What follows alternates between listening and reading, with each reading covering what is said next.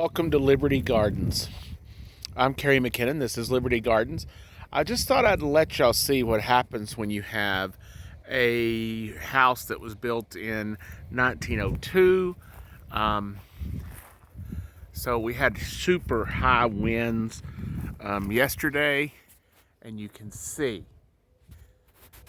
where it's tearing down the eave, and that's something we'll have to take care of. And right there is a sideboard that you can tell is rotted. If you look here, you can see that when we moved it over here, it was in another location for almost 70, probably 75 years before it was moved here. So this house has a lot of work. You'll notice that there is a tarp right there, and that's because that window is for the master bedroom and it is rotted out and has to be replaced. But you can see